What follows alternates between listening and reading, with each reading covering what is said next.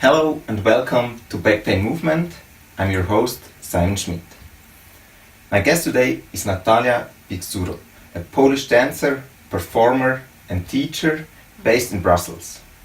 For the last 10 years, she has been walking on the fighting monkey path, which has become an axis for her teaching and her life.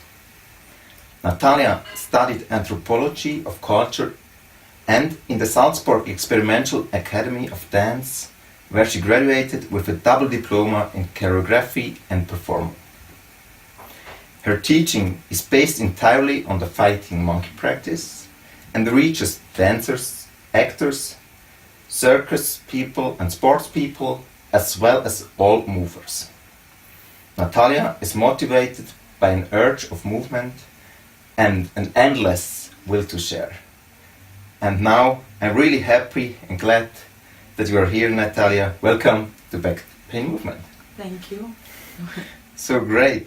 Probably just start. I and a lot of other people had the pleasure to be part of your movement workshop this afternoon. So, how was it for you? It was a beautiful day today. I met a lot of new faces. Very eager to work, very open, very fresh in the way of perceiving material, and joyful. So it was a good day of work and sharing. I really enjoyed it. It already was the second time that you have been to Switzerland to the movement masterclass, hosted by David Swiles. So. Have you already a picture of how Swiss people are? I would not say so, because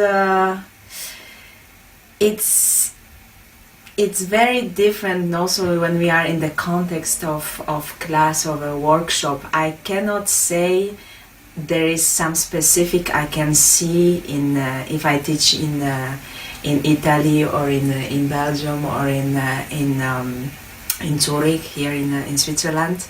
There is more something about the energy in general of people who come to this kind of events.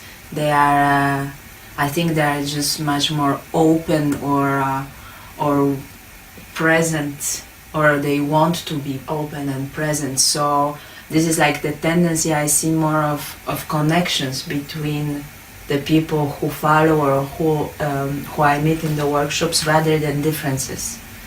So no clear image of the Swiss people yet.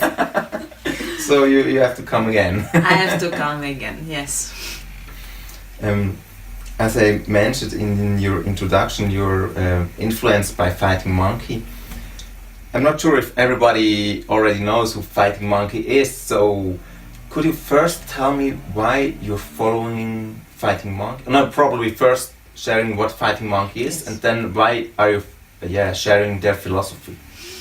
Okay, so for those who don't know, Fighting Monkey is, let's say, it's a complex system, like I would say even a total system, but in the way of its complicity and approaching life, because it's not only about movement. It's also how you live, how you go through life, how you see the world, how you interact with people, how you deal on the professional level also, but also on personal level, how you include your practice in your everyday life, and everything is connected. Like it's not something that you train only in the studio. I mean, at least for me, it's something that you just walk through life. And it's based, the Fighting Monkey, the name, it's referring to the mind as a monkey. So it's trying to constantly deal with the dialogue that we are having with ourselves, and the ego, or the inner me trying to criticize, or trying to want, or saying do or don't do, and mastering yourself. This is Fighting Monkey, and it goes through movement a lot. So voila. And why? I mean, there is a lot of practice or a lot of tendencies, and probably for many people a lot of things are good. I don't say it's the only way, but for me personally, I needed something that that would be the whole package. Mm-hmm. I needed something. I wanted to follow somebody who inspires me, not only because he's a great mover or a great dancer, but also how this person is outside in the normal life. Mm-hmm. What is the lifestyle, how he deals with his friends, how what interests him, how he changes in life through the years, like a long time friendship or yes, relationship. And Fighting Monkey and Joseph and Lina are having these qualities. So this is why, and then of course also because I feel it's working on my body. I feel it directly through the years of practice, how the body is changing for good. And it's not only body. Again, it's not only body. Like I am changing within the practice. Mm-hmm. And I see it for good. And also the close friends can say that. And then I say, well, I think I'm walking on the right path. Wow, interesting. Can you probably share an example? How do you remark that change in yourself, walking the Fighting Monkey path? Yes. Okay, I can give very clear example. When I was younger, or I'd say like 10 years ago, I was having much more anger inside me, in sense of energy or eagerness to wanting always to do or wanting more or constantly fighting. Like I entered the school and I wanted to just go through the school and do everything on maximum. You know, if the class was 60 minutes, I would do 70 minutes because I would stay and I wanted more and more. Somebody could say pushing too hard or too much, and sometimes also abusing the body in the sense because you don't listen, you only want. And this changed somehow. I calmed down. And it has to be, there maybe are different reasons why, but I think practice is definitely, the Fighting Monkey practice and the form and the inner work has definitely influence on this. I used to smoke. Oh, okay. Cigarettes. I was not really a strong, serious smoker, but still it was continuing for a few years. And when I decided that I go for the practice, really not only as an exercise, but that I really want to dig deeper into it, my body just rejected. It sounds really like a commercial, I'm sorry, but it's true. I didn't want maybe to stop, but suddenly it starts to taste very bad. And the body rejected it, so I said, okay, it doesn't go together. And there was no crisis, no stopping and suffering, it just stopped and I was very happy. So there is like little details. I don't say it will work for everybody. Oh, I want to quit smoking, come to Fighting Monkey. I don't think it will work. But in my case, it happened like this. Wow. So this is already two big changes. I used to be also much more compact in a way, if we talk about movement and dance. So let's say less elaborated in the opening of joints. My hips were less open, and want it or not, the years passed, so we didn't go back in time. But my hips are more open than 10 years ago. So suddenly you think, yeah, but with the age you are losing the openness of the hips. Yes, but if you keep on working, it can actually go the other way, and it can. And it can. Great. Yes. Wow, wonderful. So, how did you find Fighting Monkey, or how did you hear of them? I was very lucky because they were my teachers in the school of dance. Okay. So I started the dance. I started the first semester in SID. I studied in Austria, and Josef and Linda were one of the teachers who were coming for at least 2 or 3 sessions during the year. Mm-hmm. And for the 3 years I was there, they were also there. So it was a great pleasure and honor, and this is how it was started. Mm-hmm. Because then already in the school, the sessions are between 2 and 6 weeks. Mm-hmm. So imagine 6 weeks.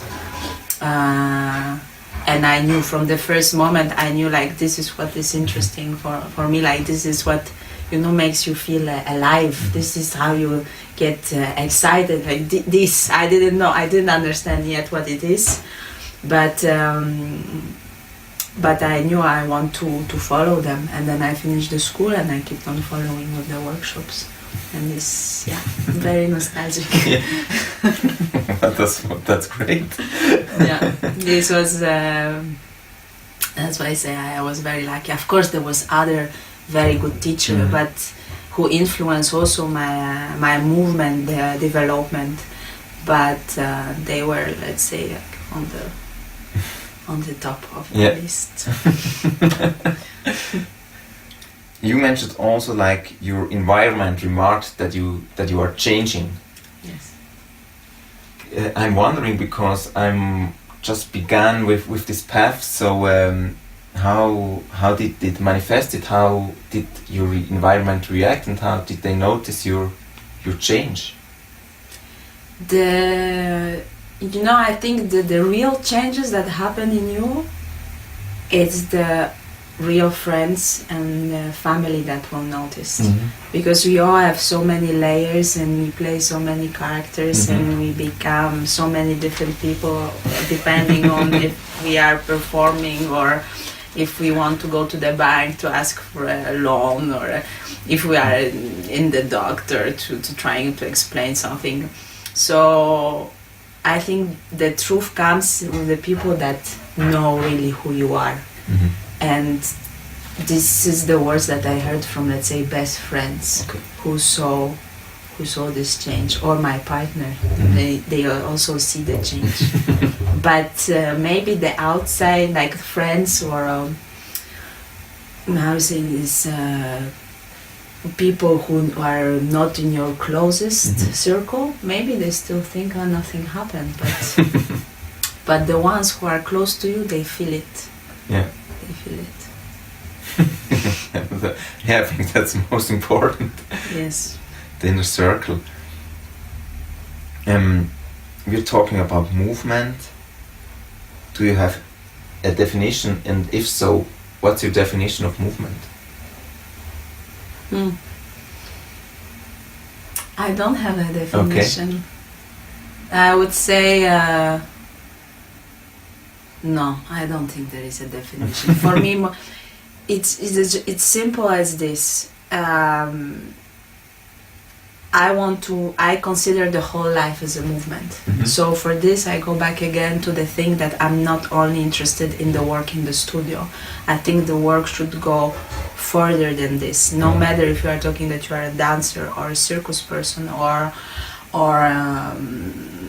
I don't know, an actor or a sport person. Mm-hmm. But even if you are nothing of that, I think we all should consider ourselves as movers, in the sense of living our life within the body, not perceiving it only as a transporter of the soul or brain or mind, so something that is there but it's not important, but as equal elements of all this constellation that we are, because I think it's equally important, and I believe it gives also certain joy, stimulations of the skin and neurons and muscles. It's the human touch. I mean, it sounds very emotional, but it's it's true that especially in today's world we start also to miss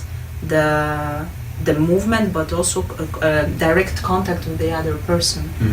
So skin to skin or hand to hand or a hand on the head, it's too much elaborated into electronics. So for me the movement would be just being in movement, walking on the street, living your life in movement. Not talking about extreme sports or saltos every day. It's not only this. It's also how you walk.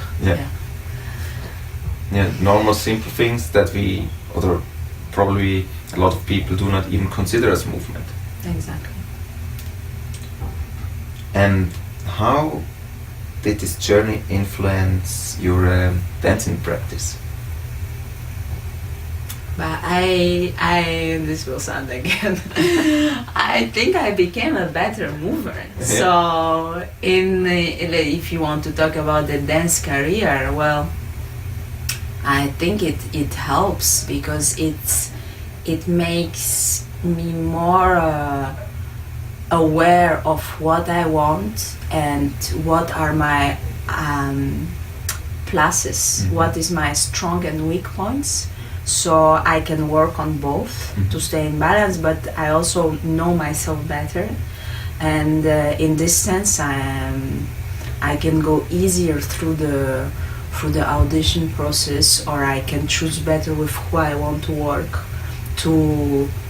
because I don't want to also treat the dance only as a work. Of course it can happen, but the best ideal situation that I think everybody would be aiming is to have a profession, but also that it gives you joy and you do it because you love it and because you could sign under, like imagine, I think every dancer would wish that each piece that he performs, he could sign like, yes, I think it's wonderful. I think that to elaborate more your language helps you to achieve those goals. Okay. Yeah, I see. So, of course, then I'm wondering, yesterday you had your first solo performance, this kind of bird flies backwards. How did it go? It was a very special one because it's actually a short version of a piece that will be performed in March, in 2 weeks. And it was kind of a premiere because it was the first time I performed with a musician, because normally it's another musician, and in the full version we have 3, me and 3 musicians. So last night was the first time with one of them that we never did the performance together. So it was something new, it brought another color. As I say, the piece stays the same, but it's like different shadows or different daytime maybe. And it was very, very precious one. The audience, it was in a small black box theater, and the audience was very close, so you could feel immediately their reaction if they are in, and they were in, so you could feel the density of the air, and it makes you fly. It makes you fly. I was very, very, very touched after. Wow. Wonderful to hear that. And why did you decide to do for the first time a solo performance? It came from an inner feeling that it has to happen. I think it was growing for a longer time, and then there was also the right moment for it. I didn't work on any other project at that time, so I said, okay, I think this is the time, and then I locked myself in the studio, and it happened. And an inner feeling, inner need to transform something that you cannot say with words. Okay. Interesting. Well, I hope you will see the piece. Yeah, of course. Somehow.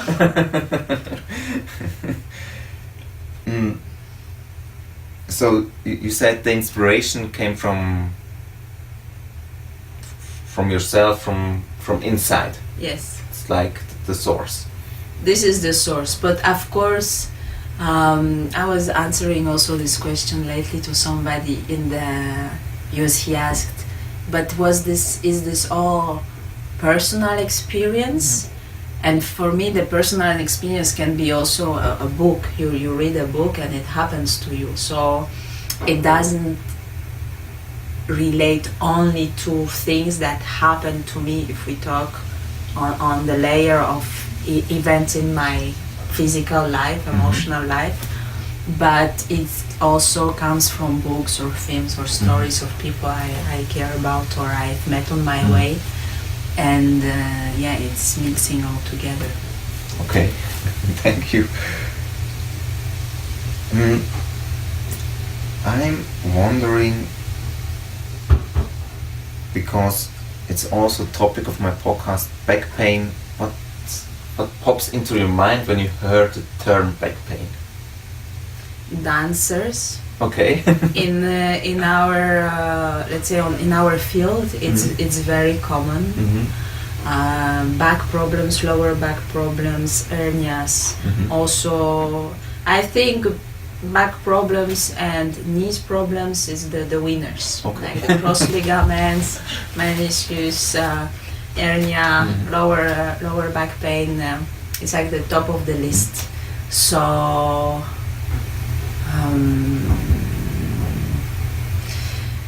This pops in my mind. Then pops what else? What also pops in my mind? Unnecessary tension that can lead to back pain.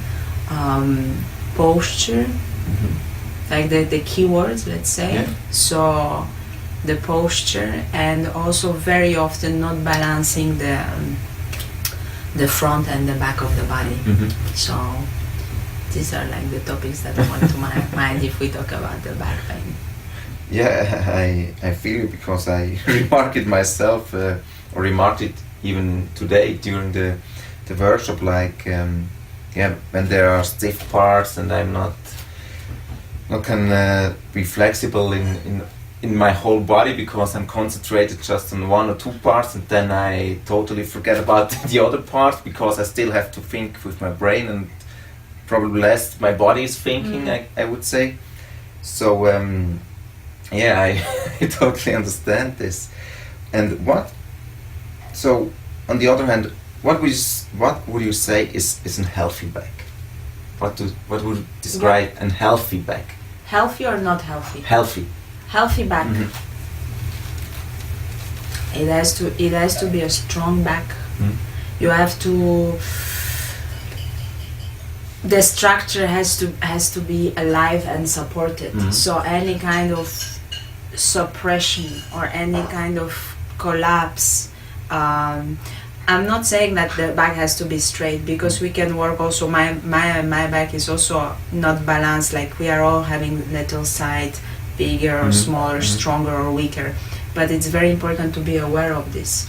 So I would say a healthy back is the back that can deal with its imperfection. Okay. In a sense of keeping it mobile, making the imperfection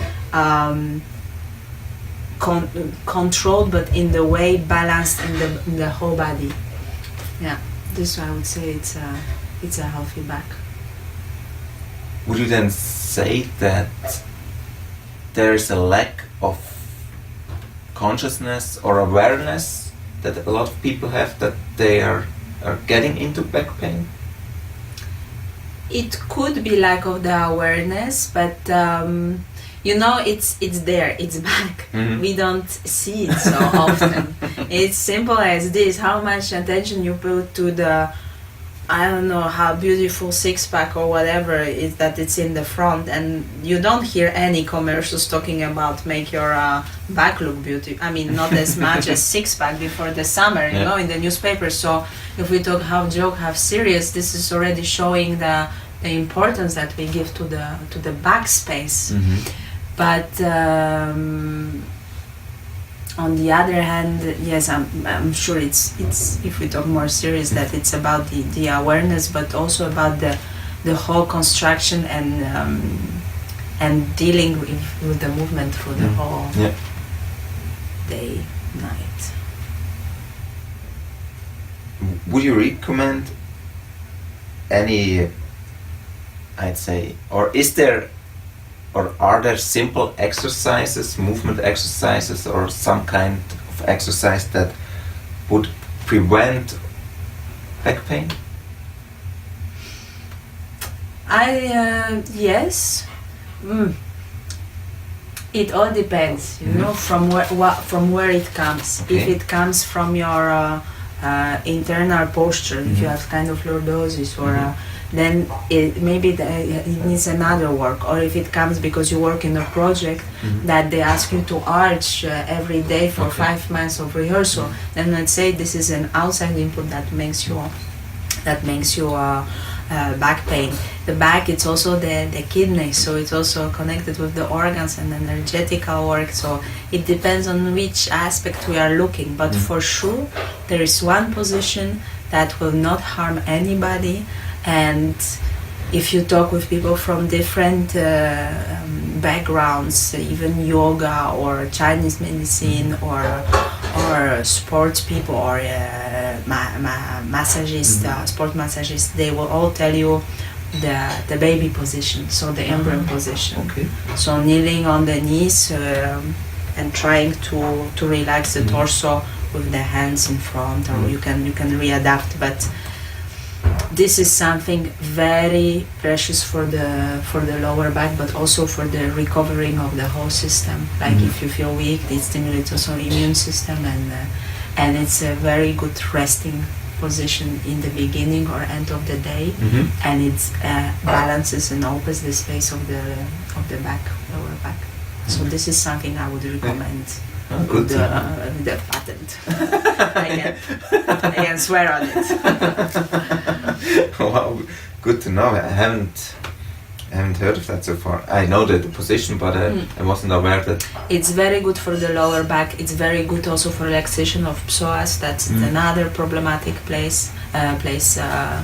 thing in the body, and it's also connected. So it's very simple. It just takes time, and you need time to, because it's good to do it for more than 10 minutes, let's say.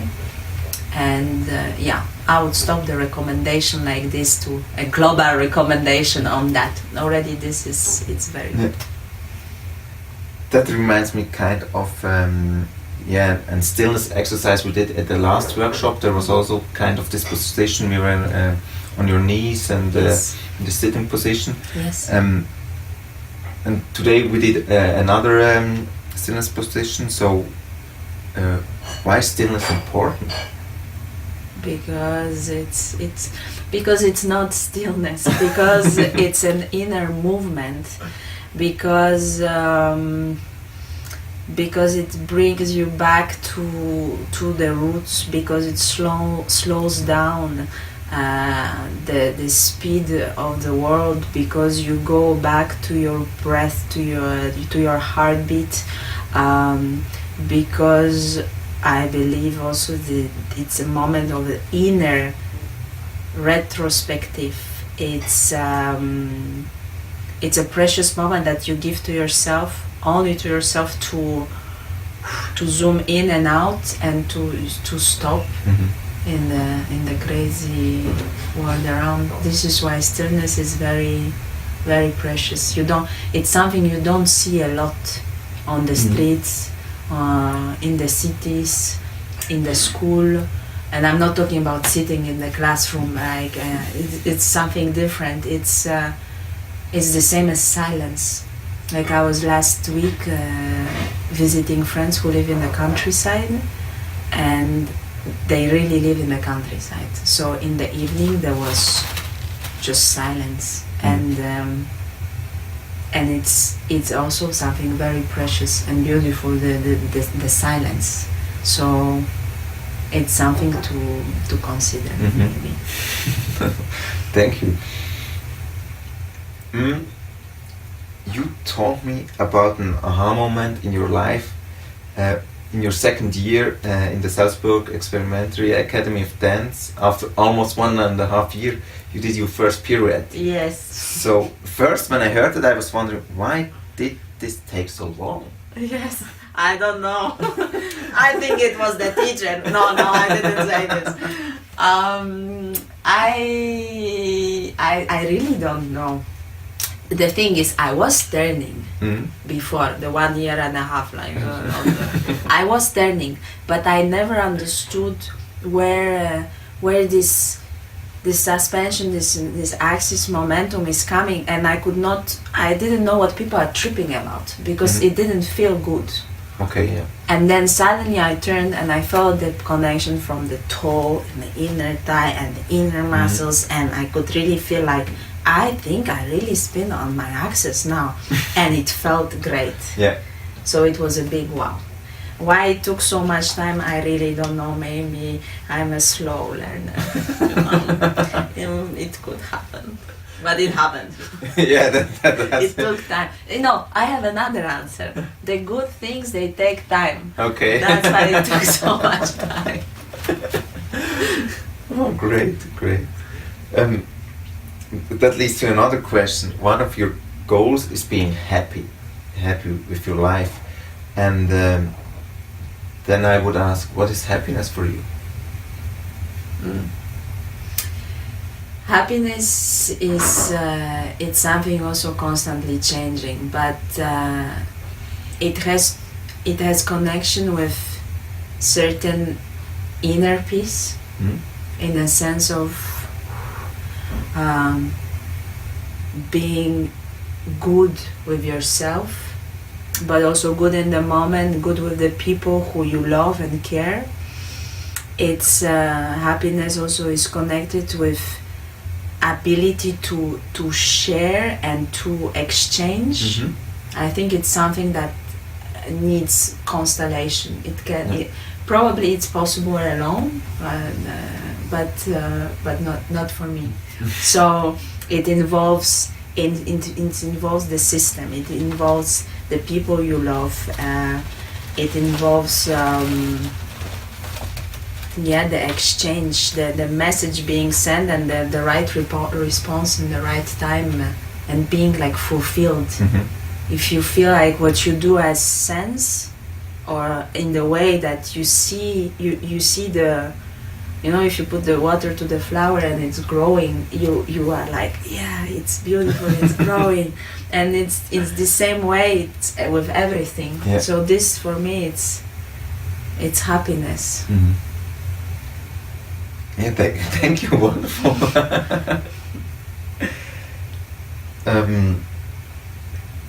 Is there something you're afraid of?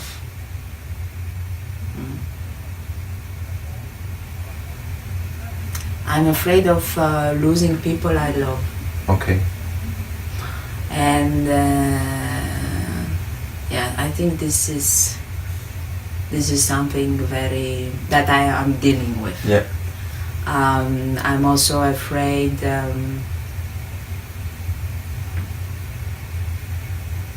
don't know. I'm afraid of where we are going as a humanity. I would not say it's a constant fear, but seeing political situation and global situation, ecological situation, I'm really trying to stay positive. But it's difficult sometimes. I know that there is a great number of people doing beautiful work, and us evolving as a humanity, but somehow the percentage, if we talk about numbers, I think it's not balanced yet, and I don't know how to. I think I'm trying also my best to put some percentage to the positive part. But yeah, I'm afraid also about humanity. Yeah.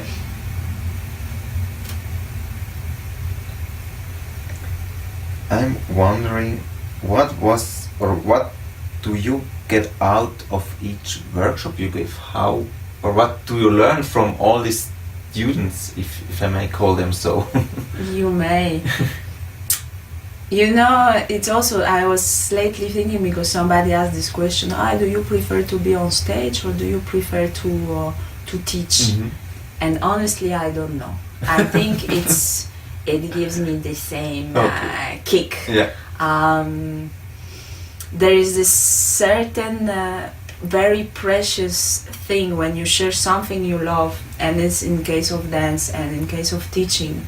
I have an honor to teach and share something that I truly, honestly adore, and to be able to transmit this information and joy also that comes from this, but also like all the positive aspects. It's amazing. And when I teach and I see that the information is being passed, and I see the smile on the face of the people also, because they get excited or they start to talk, and they do it because it's normal, because the body gets alive. Yeah. Suddenly you are there, and you know, it's like, yeah, I'm there. They get present also in the moment, and you see this and you are like, wow, it's a real interaction. Mm-hmm. It's not being in this. Sometimes you spend hours with people, but like in a party or somewhere, or dinner, and nothing is happening, because there is no real interaction, and you are thinking like, oh my god, I'm really alone here. They are trying to connect, but it's working, not working. And in the case of workshops, luckily it's happening that I see the interaction between people, so it's very joyful. And then there are certain students also that follow, and I see the change also. So this is another thing. Like if you start to teach and you see that people grow slowly, it's